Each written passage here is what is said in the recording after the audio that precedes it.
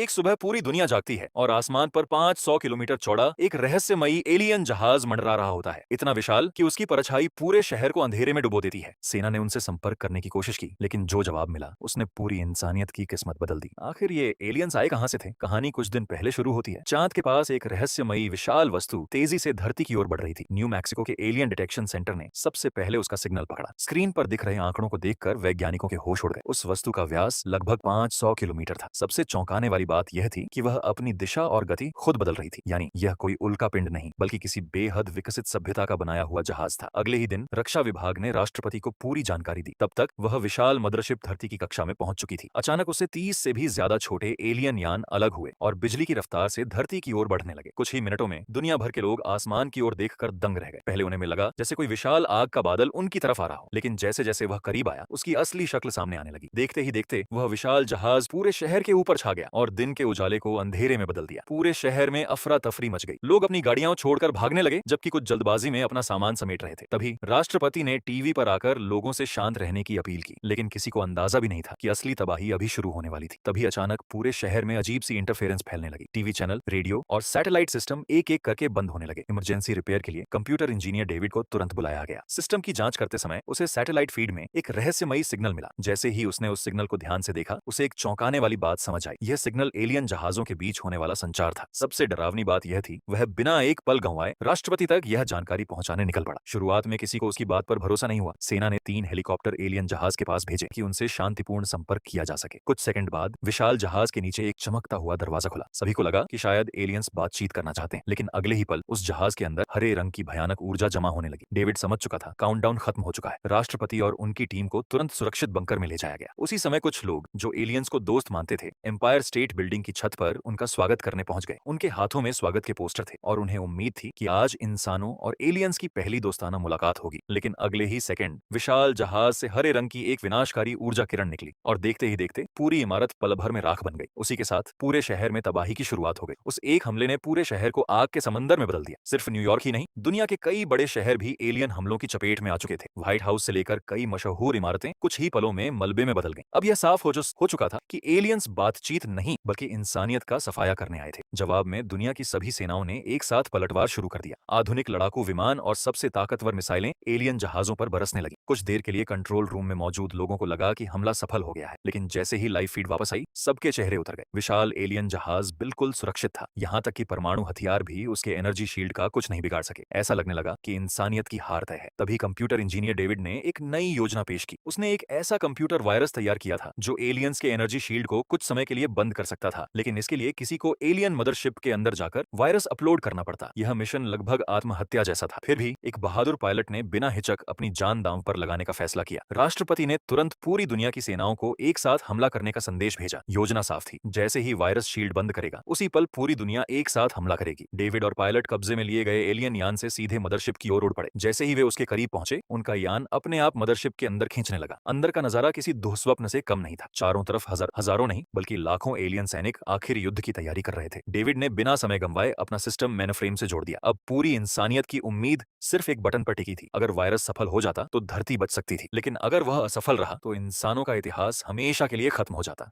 जैसे ही missile alien spaceship से टकराने वाली थी, उसकी डिफेंसिव शील्ड ने उसे बीच में ही रोक दिया। डेविड का वायरस वाला प्लान नाकाम होता दिखाई देने लगा और फाइटर स्क्वाड्रन को कुछ समय के लिए पीछे हटना पड़ा। लेकिन प्रेसिडेंट ने हार मानने से साफ इनकार कर दिया। उन्होंने तुरंत एक और मिसाइल दागने का आदेश दिया। इस बार मिसाइल सीधे स्पेसशिप की बाहरी परत से जा टकराई। लोगों की खुशी ज्यादा देर तक नहीं टिक सकी, क्योंकि अगले ही पल जहाज से अनगिनत फाइटर जेट्स बाहर निकल आए। अब जबकि उनकी सुरक्षा शील्ड खत्म हो चुकी थी, एलियंस की लड़ने की ताकत काफी कम हो गई और इंसानी फौज ने उन्हें तेजी से खत्म करना शुरू कर दिया। फिर भी स्पेसशिप इतना विशाल था कि लगातार हो रहे मिसाइल हमले भी उसे तबाह नहीं कर पाए। तभी एलियन जहाज ने अपनी विनाशकारी एनर्जी बीम तैयार करनी शुरू कर दी। वही हथियार जिसकी ताकत प्रेसिडेंट पहले भी देख चुके थे। उन्होंने तुरंत फोटोन कैनन के फायरिंग पोर्ट पर हमला करने का आदेश दिया, लेकिन सभी हमले जहाज की मजबूत बख्तरबंद परत से टकराकर बेअसर हो गए। अब इंसानों का लगभग सारा गोला बारूद खत्म हो चुका था। इसी नाजुक पल में एक अनुभवी पायलट आगे आया। उसने अपनी आखिरी बची हुई मिसाइल का निशाना जहाज के एनर्जी पोर्ट पर साधा, लेकिन किस्मत ने फिर साथ नहीं दिया। मिसाइल लॉन्च ही नहीं हुई। इतनी कुर्बानियों के बाद वह खाली हाथ वापस कैसे लौट सकता था? अटूट हौसले के साथ उसने अपना फाइटर जेट सीधे उस फायरिंग पोर्ट की ओर मोड़ दिया, जहां विनाश विनाशकारी ऊर्जा इकट्ठी हो रही थी। अगले ही पल एक जबरदस्त धमाका हुआ और आखिरकार एलियन स्पेसशिप पूरी तरह तबाह हो गया। आखिरकार एलियन स्पेसशिप पूरी तरह नष्ट हो गया। जलता हुआ वह विशाल जहाज मलबे में बदल चुका था। आखिरकार धरती सुरक्षित थी, लेकिन डेविड और जेसन अभी भी एलियन मदरशिप के अंदर फंसे हुए थे और बाहर निकलने का कोई रास्ता नहीं बचा था। अब उनके पास सिर्फ एक ही विकल्प था, न्यूक्लियर बम का इस्तेमाल। टाइमर सेट करते ही उन्होंने बिना एक पल गंवाए न्यूक्लियर बम एक्टिवेट कर दिया। जेसन ने अपनी शानदार पायलटिंग का प्रदर्शन करते हुए जहाज को पूरी रफ्तार से बाहर की ओर मोड़ा। ठीक हैच बंद होने से कुछ सेकंड पहले वे दोनों सफलतापूर्वक मदरशिप से बाहर निकल आए। अगले ही पल काउंटडाउन खत्म हुआ और एक भीषण धमाके के साथ पूरी मदरशिप राख में बदल गई। इसके बाद दुनिया भर में किए गए जवाबी हमले भी सफल रहे। एलियंस के खिलाफ इस निर्णायक युद्ध में आखिरकार इंसानियत की जीत हुई। सबको यकीन था कि डेविड और जेसन अब जिंदा नहीं बचेंगे, लेकिन किस्मत ने उनका साथ दिया और वे मौत को मात देकर वापस लौट आए। आसमान में जलती हुई मदरशिप का धुआं और उसके बिखरते मलबे की चमक ऐसी लग रही थी मानो पूरी धरती अपनी आजादी का जश्न मना रही हो। यहीं इस फिल्म का शानदार अंत होता है। अगर आपको यह फिल्म पसंद आई हो तो वीडियो को लाइक करें, चैनल को फॉलो करें और अगले एपिसोड का इंतजार जरूर करें। यह निस्संदेह एयरफोर्स के इतिहास की सबसे बड़ी लड़ाई थी। पूरी दुनिया की वायु सेनाएं एकजुट होकर एलियन हमलावरों के खिलाफ लड़ी। इस बार सिर्फ एक ही लक्ष्य था, धरती को हर हाल में बचाना। पूरी इंसानियत का भविष्य इसी युद्ध पर टिका हुआ था। क्या इंसानियत यह युद्ध जीत पाएगी? 20 साल पहले हार्वेस्टर्स नाम की एक एलियन प्रजाति ने धरती पर हमला किया था, लेकिन इंसानों ने उन्हें निर्णायक रूप से हरा दिया। उसके बाद मानवता ने एलियन सभ्यता से मिली उन्नत तकनीक का इस्तेमाल करके एक शक्तिशाली पृथ्वी रक्षा प्रणाली तैयार की और पूरे सौर मंडल में कई रक्षा अड्डे स्थापित किए ताकि भविष्य में होने वाले किसी भी एलियन हमले का सामना किया जा सके। लेकिन आज एरिया 51 में कैद एलियन अचानक बेचैन हो उठे। पिछले 20 वर्षों में ऐसा पहले कभी नहीं हुआ था। उसी समय 20 साल पहले एलियंस के हमले का शिकार बने डॉक्टर ओकुन भी अचानक होश में आ गए। ऐसा लग रहा था मानो किसी रहस्यमयी शक्ति ने उन्हें जगा दिया हो। जागते ही उन्होंने दीवार पर अजीब गोलाकार प्रतीक बनाने शुरू कर दिए। इस बीच डॉक्टर डेविड को एक बेहद महत्वपूर्ण मिशन सौंपा गया। वे अपनी टीम के साथ मध्य अफ्रीका पहुंचे ताकि इन रहस्यमयी प्रतीकों के पीछे छिपे सच का पता कराया जा सके। वहां उन्हें पिछले 20 वर्षों में उतरने वाला पहला एलियन स्पेसशिप मिला। स्पेसशिप के ठीक नीचे एक रहस्यमयी विशाल निशान बना हुआ था। जब टीम स्पेसशिप के अंदर पहुंची तो उन्हें एक चौंका देने वाला सच पता चला। दरअसल 20 साल पहले हुए युद्ध के दौरान एलियंस ने अपने गृह ग्रह पर पहले ही एक संकट संदेश भेज दिया था, जिसमें उन्होंने पृथ्वी के सटीक निर्देशांक भी भेज दिए थे। सबसे हैरान करने वाली बात यह थी कि जिन जिन इंसानों का एलियंस से संपर्क हुआ था उन सभी ने अपने दिमाग में यही गोलाकार प्रतीक देखे थे। उसी समय चंद्रमा के रक्षा अड्डे के ऊपर एक विशाल नीला वर्महोल बनने लगा। पूरा बेस हाई अलर्ट पर था और सभी सैनिक कार्रवाई के लिए तैयार थे। तभी उस वर्महोल के बीच से धीरे धीरे एक रहस्यमयी गोलाकार वस्तु बाहर निकलने लगी। उसे देखकर ऐसा लग रहा था मानो उसने अनगिनत गैलेक्सियों का सफर तय किया हो।